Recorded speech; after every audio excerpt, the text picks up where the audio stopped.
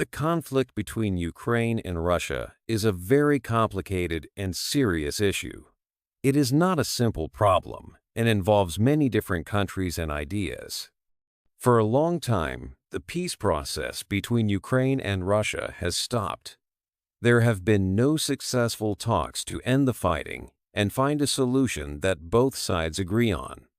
This lack of progress has caused concern around the world. Recently, a meeting took place in the city of Jeddah. This meeting was seen as a moment of possible hope. Many people thought it could be a chance to restart the important peace process between Ukraine and Russia. Several key people are involved in these discussions and decisions. These include important leaders such as President Trump, President Zelensky, President Putin, and Secretary of State Rubio. Each of these leaders and their countries has different perspectives and goals.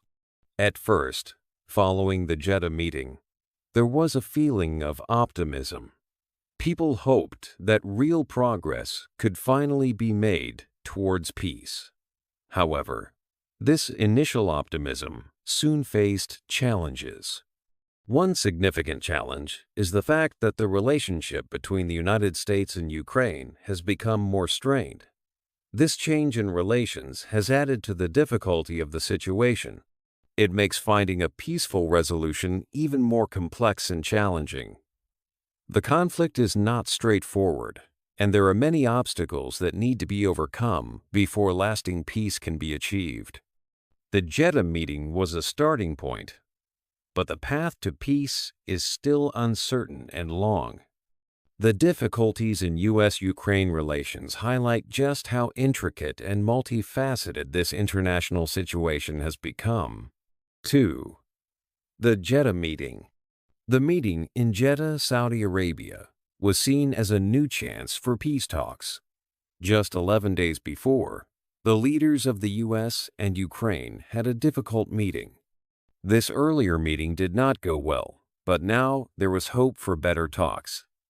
The meeting in Jeddah was between Ukraine and the United States. Ukraine sent a high-level official, Andriy Yermak, who is President Zelensky's chief of staff. The U.S. sent Marco Rubio, the Secretary of State, and Mike Waltz, the National Security Advisor. Saudi Arabia helped to make the meeting happen in their country. The aim of the meeting was to fix the relationship between the U.S. and Ukraine. Recently, things had become tense. The U.S. had stopped sharing intelligence and security support with Ukraine. This was to put pressure on Ukraine to talk with Russia to end the war. Now, in Jeddah, the U.S. wanted to see if Ukraine was serious about peace. They also wanted to understand what Ukraine needed for peace. Ukraine came to the meeting wanting to find a way to stop the fighting. They presented their ideas for a ceasefire, which is when both sides agree to stop shooting. Ukraine's ideas were about stopping attacks in the air and at sea. They wanted no more missiles, bombs, or drone attacks from the sky, and peace in the sea. Ukraine also asked for something very important: the release of all prisoners of war and the return of Ukrainian children taken to Russia. Ukraine said they wanted peace that was strong and reliable, so the war would not start again. The United States listened to Ukraine's ideas. Then, the U.S. proposed a plan for a 30-day ceasefire. This was a suggestion to stop all fighting for 1 month. The U.S. also said they would start sharing intelligence with Ukraine again and give security assistance. It was not clear if this included sending weapons, but it was a sign of support. After many hours of talks, Ukraine agreed to the U.S. plan. They said yes to a 30-day ceasefire if Russia also agreed. Ukraine saw this as a good step towards peace. The U.S., in return, promised to restart intelligence sharing and security help right away. Marco Rubio, the U.S. Secretary of State, announced the agreement. He said that the shooting must stop. He also said that now it was Russia's turn to agree. The U.S. would take the ceasefire plan to Russia. The U.S. hoped Russia would say yes quickly, so real peace talks could begin. The meeting in Jeddah finished with a feeling of hope. It was agreed that the U.S. would try to convince Russia to accept the ceasefire, and that the U.S. would once again provide important support to Ukraine. The next step was to see how Russia would respond to this new peace proposal. 3. Ukraine's offer. Ukraine agreed to a ceasefire after talks in Jeddah. This was part of a plan proposed by the United States. Ukraine said they were ready for a 30-day pause in fighting. This pause could be longer if both sides agree. Ukraine made it clear what they wanted for this ceasefire to work. They said there needed to be silence in the sky. This means no more missile attacks, bombs, or drone attacks from far away. They also wanted silence at sea. Ukraine wanted to be sure that there would be no attacks from the sea during the ceasefire. Another important point for Ukraine was people. They asked for the release of all prisoners of war. This includes soldiers captured in fighting. Ukraine also wanted all detained people to be freed. This means civilians who are held prisoner should also be released. A very important request from Ukraine was about children. They want all Ukrainian children who were taken to Russia to be returned home. Ukraine believes these children should be back with their families. President Zelensky of Ukraine spoke about this offer. He said Ukraine has wanted peace from the start of the war. He said they want to do everything they can to stop the fighting quickly. But he also said the peace must be reliable. This means Ukraine wants a peace that will last and not start again soon. Zelensky said Ukraine sees the U.S. offer as a good step. He said Ukraine is ready to take this step towards peace. He also said it is now up to the United States to persuade Russia to agree to the ceasefire too. Zelensky stated that if Russia says yes, the ceasefire can start immediately. Ukraine's offer showed they were serious about stopping the war. They set out clear conditions for the ceasefire to begin. They emphasized their desire for a lasting and dependable peace, showing they are looking for more than just a short break in the fighting. The next step was for the U.S. to take this offer to Russia and see if they would agree. 4. Russia's response. After Ukraine agreed to the ceasefire proposal, the United States said they would send the offer to Russia. They planned to use different ways to make sure Russia received the message. Some U.S. officials were going to meet with Russian officials in the next few days. One of President Trump's advisors, Steve Witkoff, planned to go to Moscow to talk to President Putin. It was not clear how Russia would react to this offer. In the past, Russia had said they were ready to talk about peace.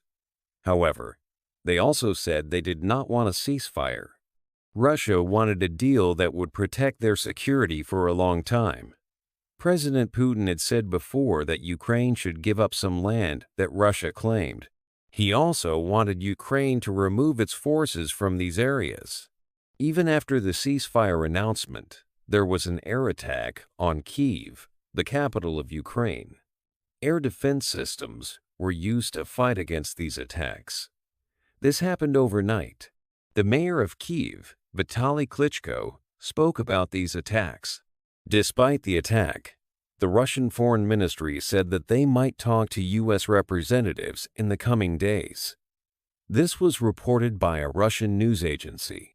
In the past, President Putin has not always kept ceasefire agreements. President Trump said he thought he would speak with President Putin about the ceasefire this week.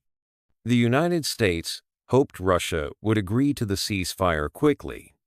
They wanted to move to the next step, which is real peace talks. Marco Rubio, the U.S. Secretary of State, said that the ball is in Moscow's court. This means it is now Russia's turn to decide what to do. The world is waiting to see how Russia will respond to this ceasefire offer. It is a very important moment in the conflict between Ukraine and Russia. Will Russia agree to stop fighting and start talking about peace? The answer is still not known. 5. World reactions. Many countries and groups around the world watched closely as the news from Jeddah came out. People wanted to know what other leaders thought about the ceasefire plan. Ursula von der Leyen, who was the head of the European Union, said she was happy to hear about the talks between the U.S. and Ukraine. She welcomed the idea of a ceasefire for 30 days. She also said it was good that the U.S. would share information and help Ukraine with security again. She thought this could be a step towards real peace in Ukraine. Like others, she said that now it was Russia's turn to act.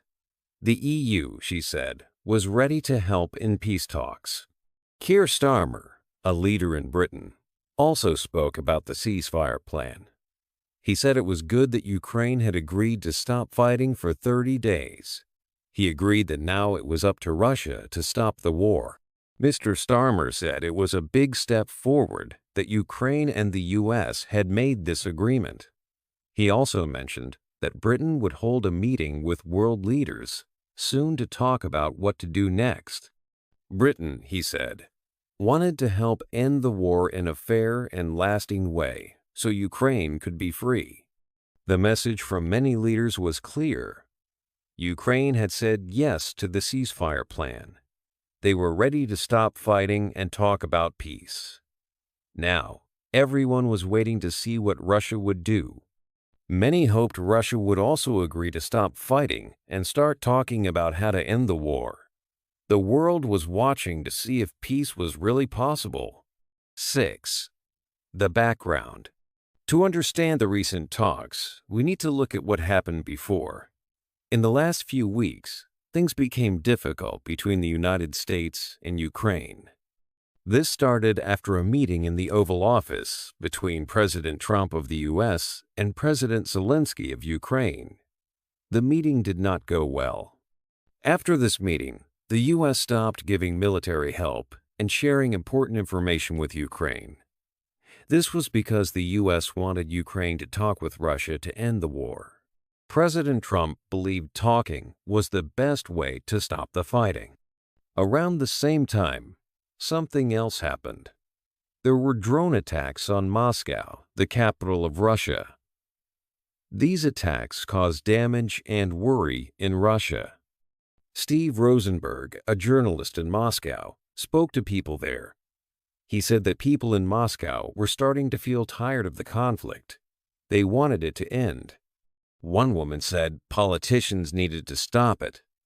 Another man said it was up to the Russian army.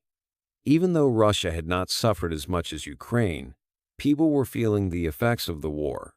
Alexander Mereshko, a member of the Ukrainian parliament, gave the Ukrainian view. He said that Russia started the war by invading Ukraine. He said that everything happening was because of Russia's actions. About the drone attacks on Moscow, he did not say clearly if Ukraine was responsible, but he said it was a natural result of the war.